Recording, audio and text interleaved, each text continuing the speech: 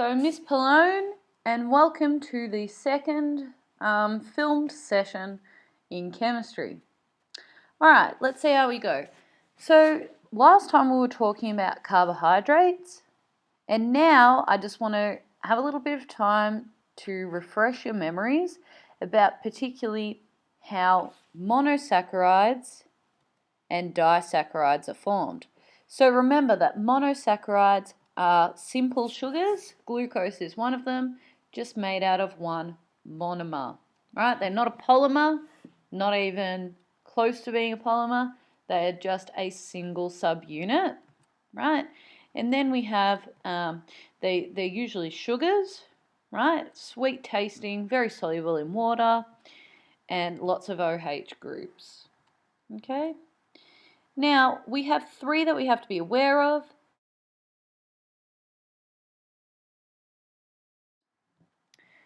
So, because you're only given sucrose, let's just skip through this, sucrose in your data book, you need to actually remember glucose and fructose. And you should remember, or have a way of remembering, that fructose is the second molecule in the sucrose disaccharide. Yeah? So in your data books, you have sucrose. You can remember that it looks like a house, or that it has, any other defining characteristics. And glucose is the first one. So, what I want you to do as your first activity is draw the formation of maltose sucrose using the info in the data book. Okay? Name the reactants, circle and name the linkages that join the monomers. Okay, I want you to write down these three questions now so I can flip back to the previous slide. Okay, give time. So pause the video now and let students write these three questions down.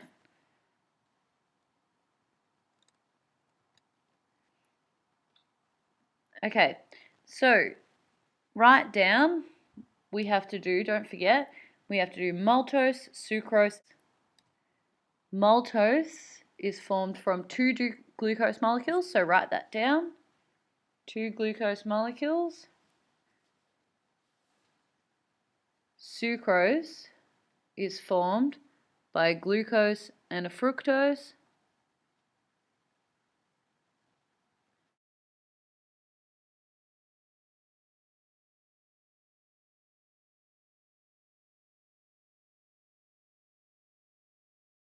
So, once you're done, let's go through the answers. So first of all, let's do maltose. Okay, so you should have something like this. Glucose here, right? And then glucose here, so two glucose. Then we have condensation reaction to produce maltose. And what's the linkage called? Well, we know it as an ether linkage, so circle the linkage. You could write ether, but if you guys remember, we can also call it a glycosidic linkage.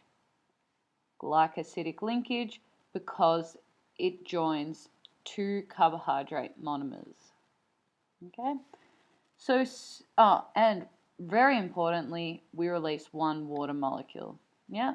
So this reaction, unlike the triglyceride reaction, which is 1 to 3 and then producing 1 to 3 waters, this is all 1 to 1 to 1 to 1 because we just form one link from one condensation reaction.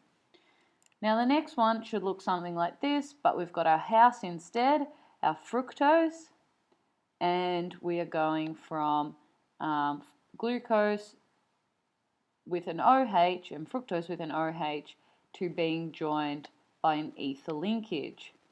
Remember, ether linkage is ROR. And again, we release water. Very important to remember that we release water via a condensation reaction.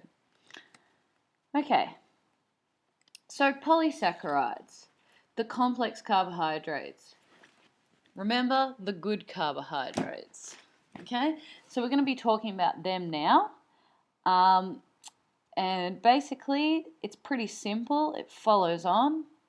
Now, what type of reaction would form polysaccharides? Just call it out. If you said condensation, polymerization, you're correct. All right, so here we've got polymers of monosaccharides, which are generally insoluble in water. Why are they insoluble? Because they are very long molecules, right? And their OH, even though they've got some OHs, they have a lot of carbons per molecule, right? So it's not really easy to dissolve and surround like a glucose or a sucrose molecule. So they're generally insoluble. If we put a piece of plant in water, which is made of a polysaccharide cellulose, you wouldn't really want it to dissolve, otherwise plants would just turn into mush when we watered them. Okay, so it's good that it's insoluble. Okay, polymers of glucose monomers. So we said glucose is really important. Now we remember a couple of reasons why it's important. It is important in photosynthesis when we're making glucose. Photosynthesis, well, not us, but actually plants making glucose. Okay, so photosynthesis. And then we have respiration. Respiration. Now, for those of you who don't do biology, respiration is simply the opposite of photosynthesis. Okay, so if you need to write out respiration, go for it now. Respiration is where we take in glucose, C6H12O6, we add oxygen. Now in our body, glucose is present in an aqueous environment, remember, because it's soluble and we are basically a sack of water, and plus oxygen, so similar to a combustion reaction, isn't it, in chemical terms, and forming carbon dioxide and water. Okay, similar to a combustion reaction, but not everything's in the gaseous state, because if we heated ourselves up to 100 degrees, we would die. So let's quickly balance 6, 6, and 6. And now that makes sense, right? And we have glucose plus oxygen. So the carbon in glucose, the C in glucose is oxidized. Okay, and that means the oxygen is reduced. Who would have known that oxygen is a great oxidizing agent? Okay, makes sense. So let's now rub this out and let's talk about if we have too much glucose in the body. So you can imagine someone with diabetes might have a bit too much glucose in the body. What would they do? What would they do to remove that glucose? Alright, so if you were thinking of the lines of storing the glucose, i.e. turning it into a polymer and storing it, then you're right. Okay, so what would they do to the glucose? Well, in animals, we store glucose as glycogen. Isn't it cute? Okay. In plants, they store glucose as starch. These are all polymers of glucose. Another thing is cellulose, which is really important. It's the main structural material in plants. So it's not stored in plants as cellulose. It makes up the leaves and the stem and everything like that. Okay? Its structure differs from that of starch and glycogen. So a good question to ask now is, why don't we actually put on weight eating vegetables if they're all carbohydrates, right? So if vegetables that we eat are plants and they're made out of cellulose in particular, why don't we put on weight?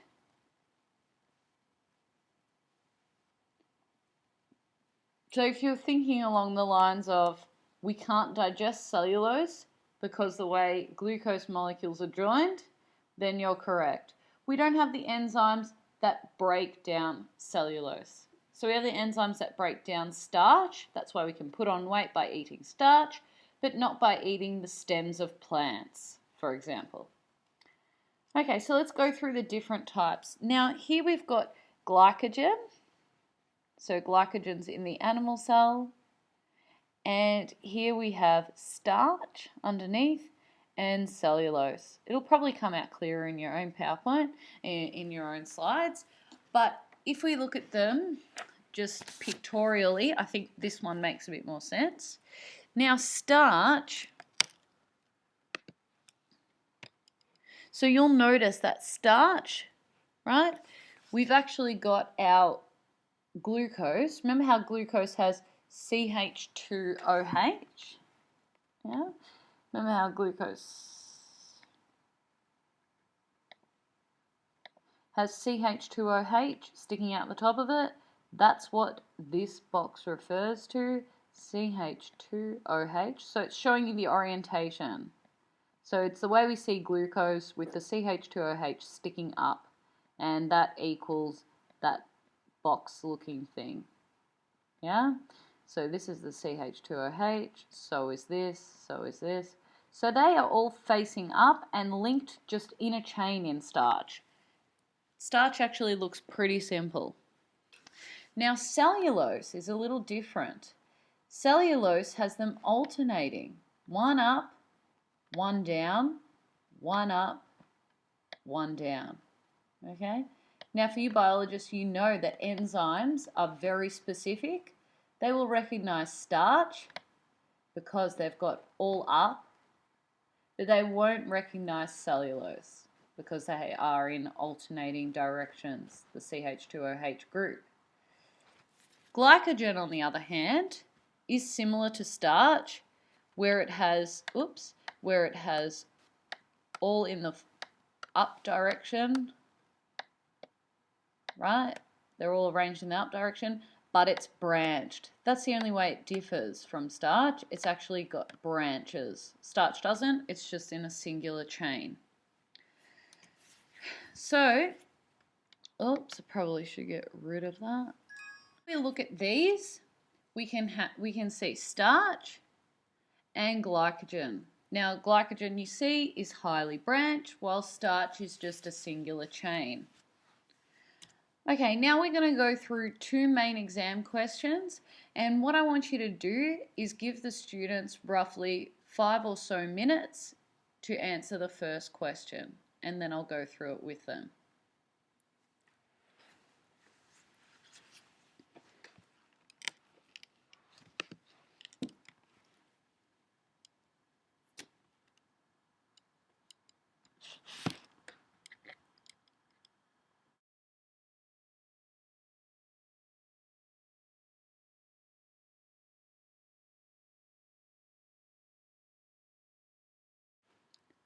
Okay, so this question, it says the cellulose that's present in plant matter can't be directly fermented to produce bioethanol.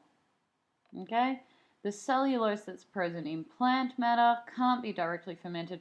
Remember fermentation of glucose? Fermentation of glucose. They ask it later, so we won't go through it. So, do they? Yeah, they do. Okay. So the cellulose must first be broken down into its constituent monomers. Now we know what cellulose is made out of, okay? The section of cellulose is shown below. What is the name of the monomer from which it's formed? Okay, So we just went through it. But let's say in the exam you freak out and you can't remember what monomer forms it. So let's break it up. Our polymer, that's our repeating unit.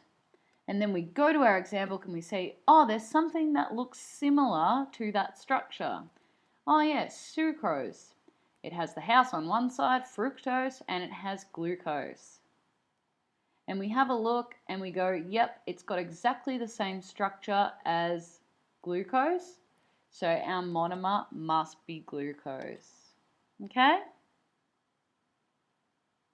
So the next question asks, complete the following chemical equation to show the formation of ethanol by fermentation of the cellulose monomer. Okay, so when we have a look at the cellulose monomer, it's glucose. We know that glucose undergoes fermentation by yeast to produce ethanol, which we can then run our cars on. So glucose produces ethanol plus carbon dioxide, and we need to balance, so we have to have 2 ethanol and 2 carbon dioxide. Now remember that ethanol is soluble in water, so it will be aqueous, and glucose is also soluble in water, so it will be aqueous. Remember, yeast, it will be in an aqueous solution when we're producing ethanol. Now the next question asks, ethanol can be manufactured directly from ethene gas in the presence of a catalyst. So this should bring back bells. Ethanol can be produced from ethene. So what type of reaction is this? Just shout it out. Very good, an addition reaction. So we must have ethene plus H2O.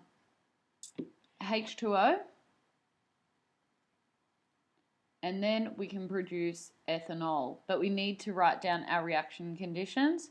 So ethene plus H2O, and then we produce ethanol.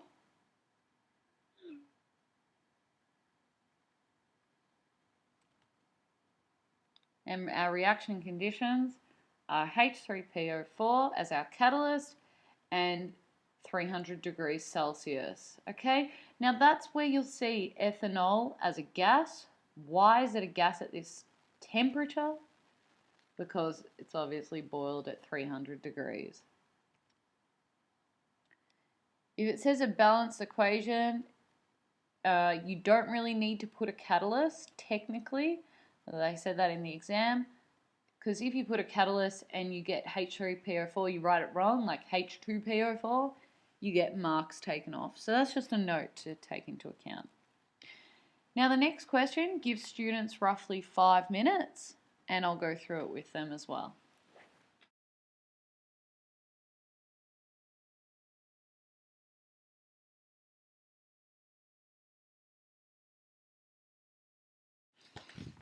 Triglycerides are an important source of energy in the body.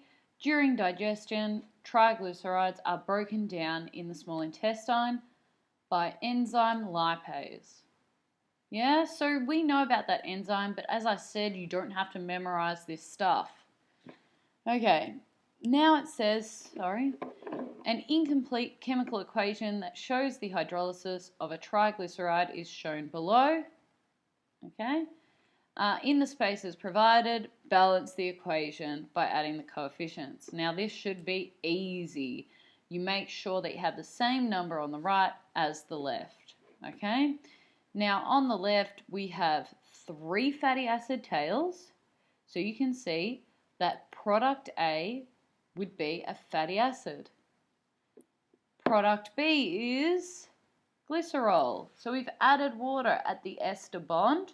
Hydrolysis, broken the ester bond, added an H to the O from the glycerol, and added an OH back to the carboxylic acid tails.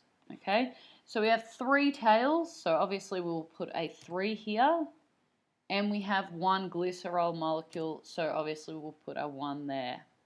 It says name the fatty acid that's produced. Okay, so naming the fatty acid, we have a look. it's C17. See how they've tricked you because I've just put the CH3 here because I've done the semi-structural formula. C17H35 COOH. So don't forget to add that H in. Now let's have a look. It is stearic acid. The next question says, the fatty acid produced in the above reaction is completely oxidized to produce carbon dioxide and water. Write a balanced equation for this oxidation reaction. So remember that just like carbohydrates, fats can also be used as energy, and we do that by a respiration of fats, which is with oxygen. So we have our fat as one of the reactants in the aqueous form. We will have oxygen in the gas form, and then we'll have as a product carbon dioxide and water. And make sure you balance for C's. So 18, H's, 18, and then oxygen's 26. So if you add it up, it'll be fine. So I always do it the order C, then H's, then O's. Okay. So this is just a little summary pathway so that you guys, can use it. Maybe you learn visually better. So we've got polysaccharides, converting it back into disaccharides, we have hydrolysis. Then converting disaccharides to glucose or monosaccharides, we also have hydrolysis. Converting glucose to carbon dioxide, so it's when glucose is oxidized, is respiration. And then we have carbon dioxide going back to glucose is reduction. And then glucose plus glucose to make disaccharides, or glucose plus fructose, is condensation. And then adding disaccharides together, or just adding monosaccharides together, is also condensation and should be called condensation polymerization. Don't worry about endothermic and exothermic, I just thought this was a good summary. Okay, so carbohydrate digestion, not much that you have to know about it. You just have to know that,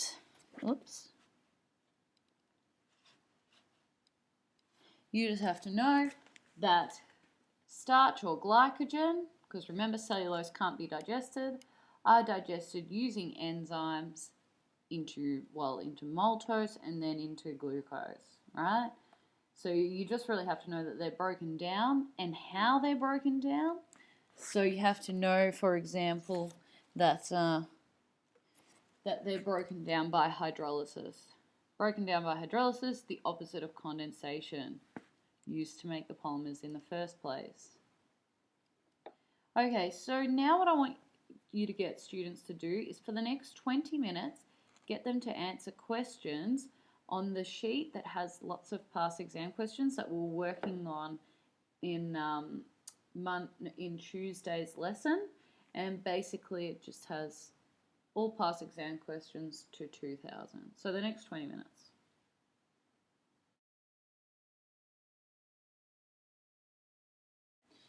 So let's move on to the final, or the second last biomolecule that we're going to be talking about. And this is...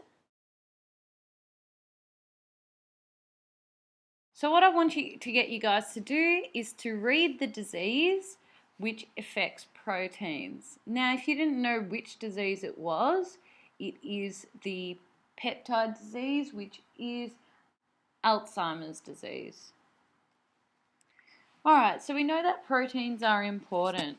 And here, instead of looking at the protein that you guys had on the sheet, we'll have a look at this one, a little bit more simple.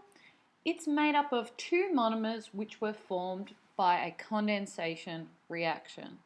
So what I want you to do is, first of all, write M, locate monomers, two circle linkage,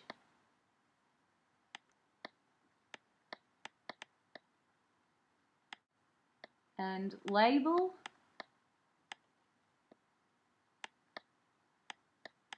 and three, name monomers. So try and use your data book for this.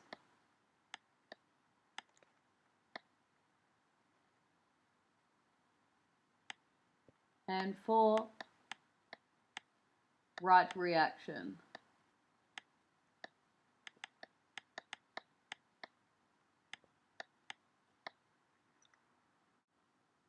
So give students roughly 10 or so minutes to do this, maybe a little longer.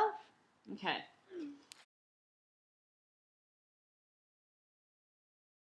So let's look for our monomers. Now, we know that if we had a look at the data book, we know that we've got something with a NH2, so an amino group on one side, and an acid group on the other side. That's why they're called amino acids. And we know that they're bonded by an amide link, which is this one here. So this is the amide linkage. Okay, and then the monomers must simply be this one here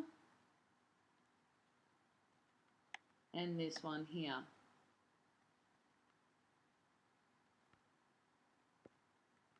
And for bonus, and we're going to be doing this examples a little bit later, but you guys might have gotten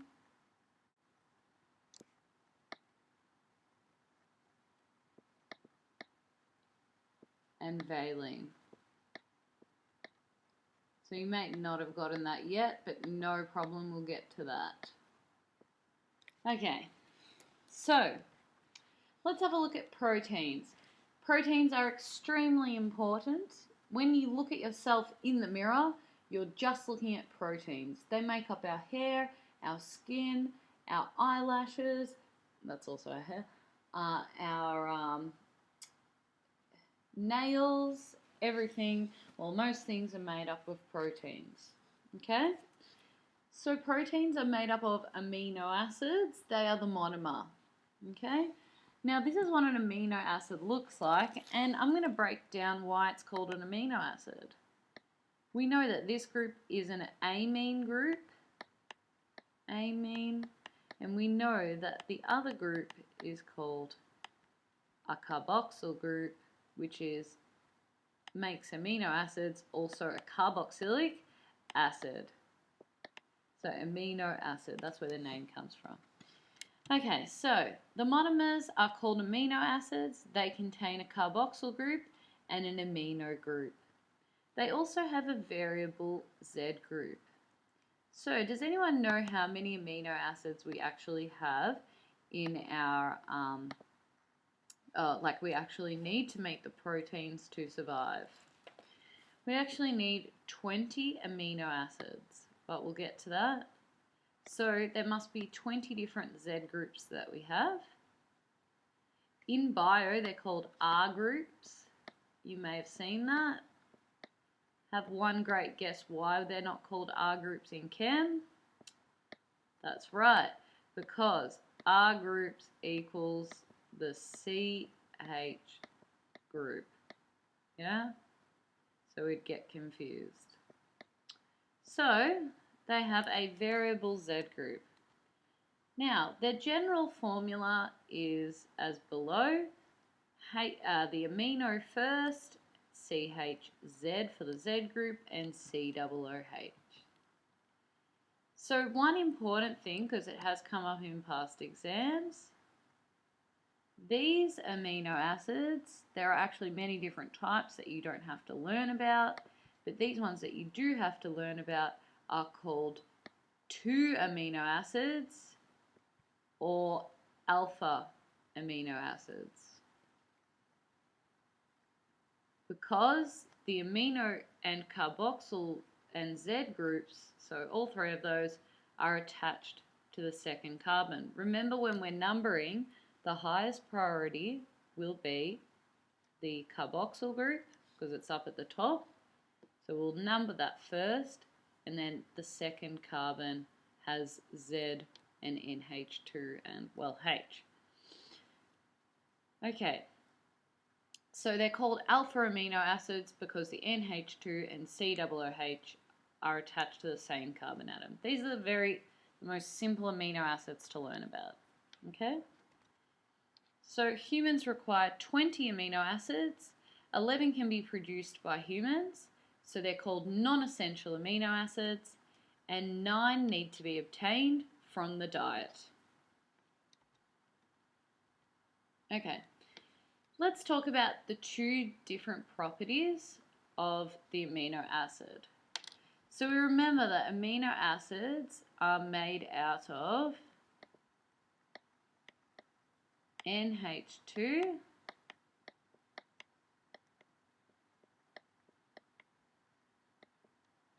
bonded to a central C and then an H and then a Z group, yeah, and then a C double bond O OH. Now, what do you think the effect would be of these 2 groups, particularly the amino group and the carboxyl group, have on the properties of amino acids? This one is basic in nature. This one's basic in nature, and this one is acidic.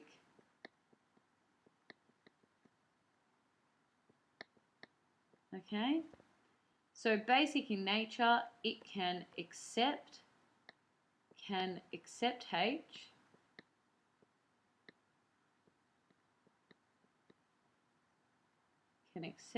a H.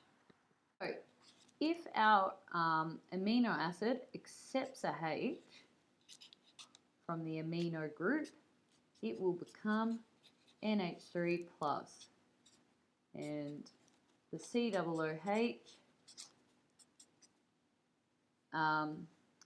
may remain protonated, but we'll get to that group now. This group is slightly acidic, so it will want to donate a H, breaking that H off and becoming COO negative. Now, in general, pH 7, we have what is called, well, first of all, what looks like this, where the COOH has donated its H to the N, H3, and it's become COO negative, and the NH3 remains positive. Okay? Now it has a special name. It has a partially positive side and a partially negative side, and it's actually called a Zwitter ion. Very funny word, Zwitter ion.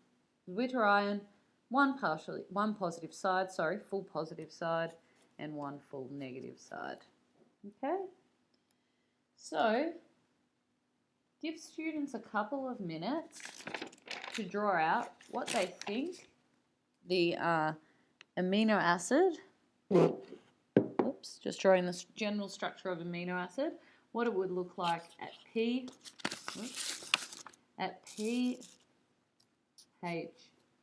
2 and pH 10. Okay, so just a couple of minutes to do that.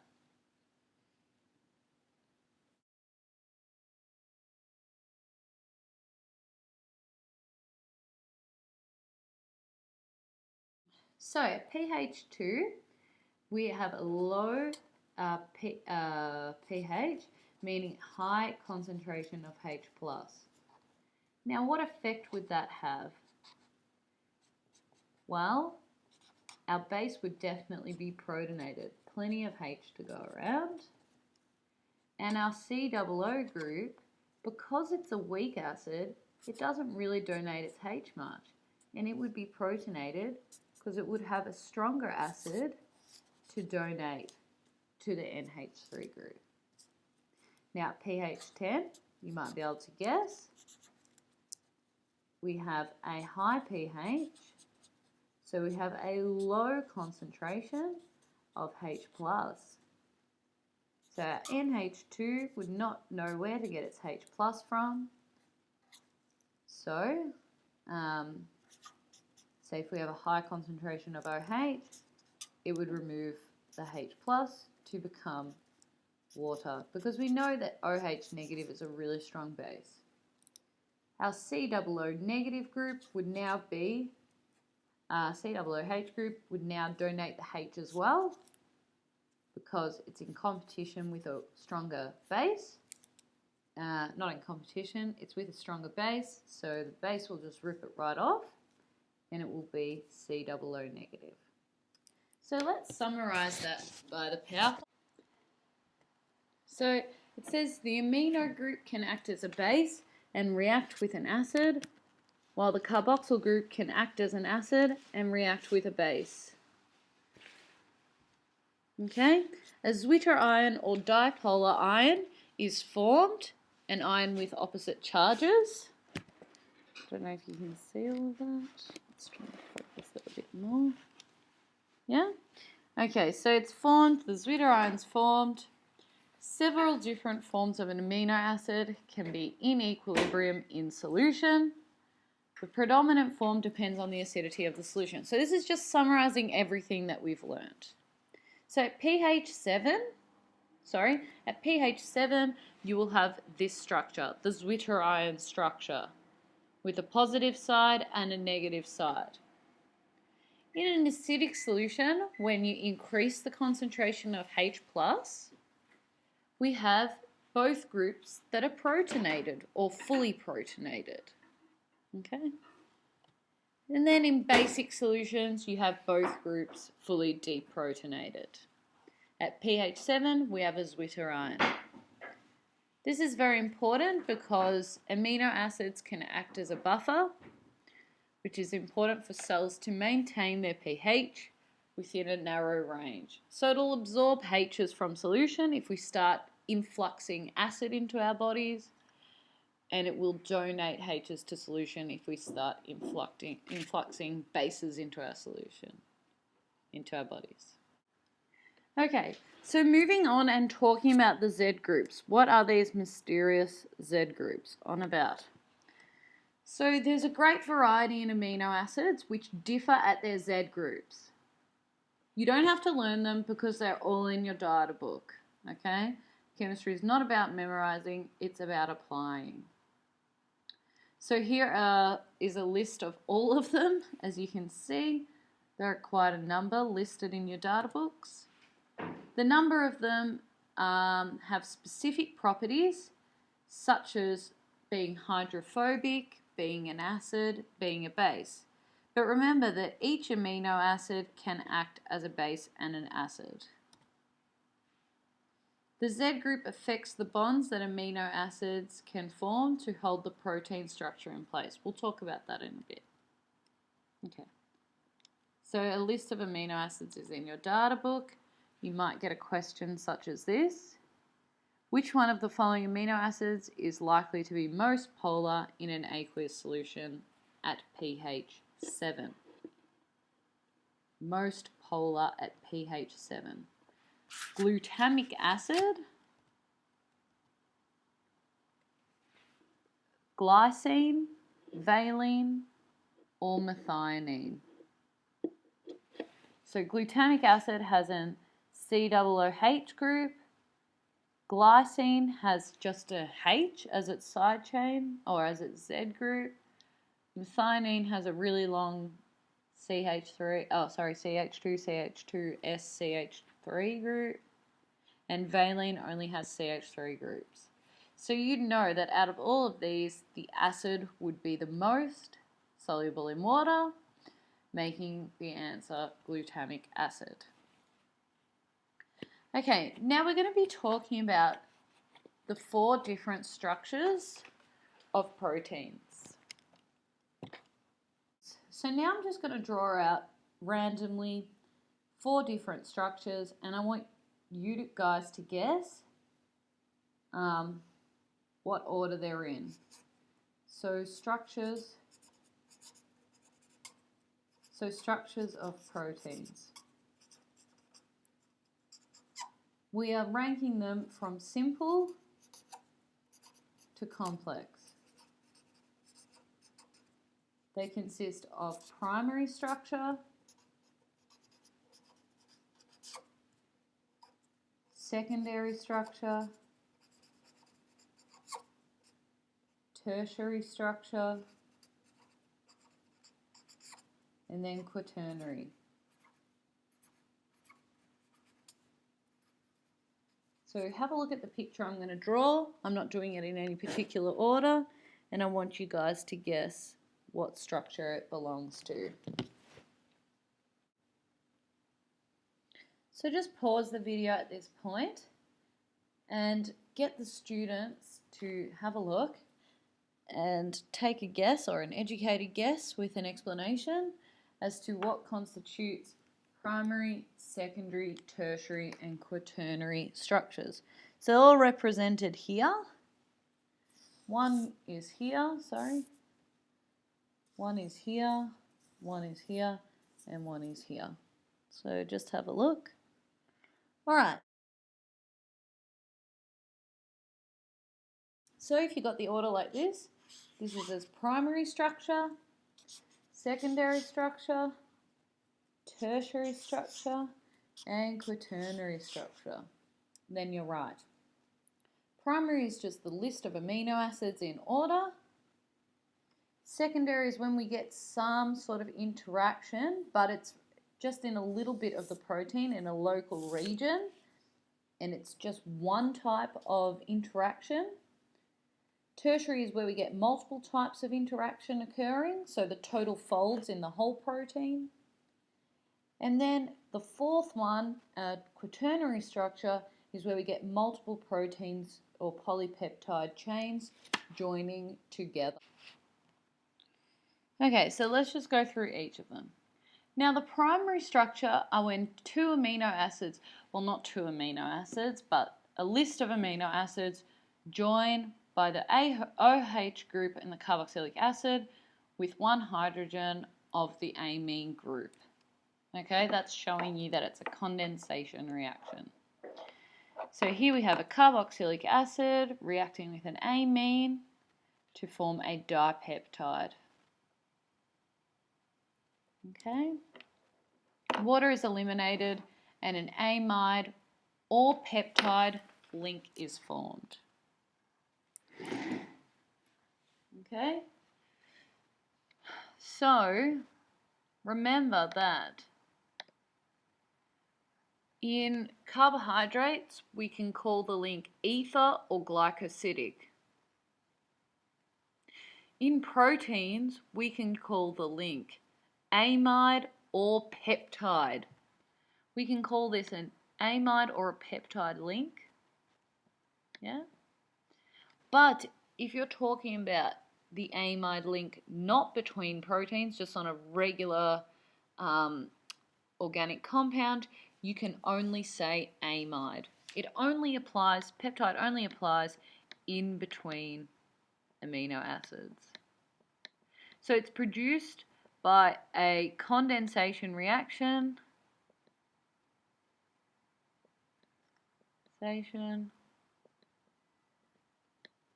and polymerization.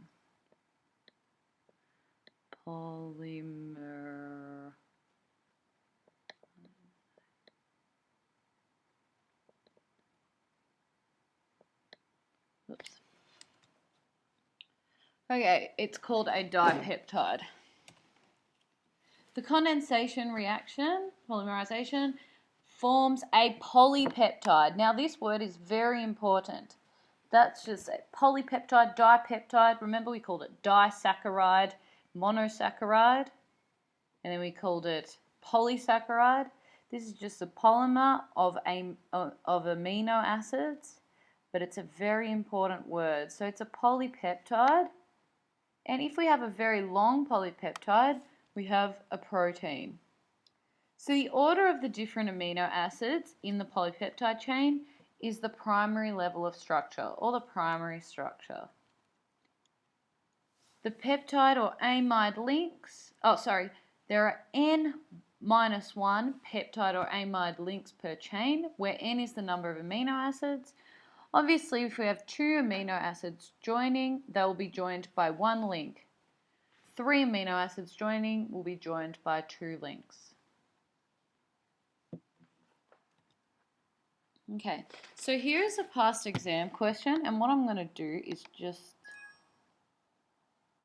So The following diagram is a simplified illustration of the protein insulin. So insulin consists of 51 amino acids and is arranged in 2 chains linked by disulfide bridges. You don't need to know what that is to answer this question.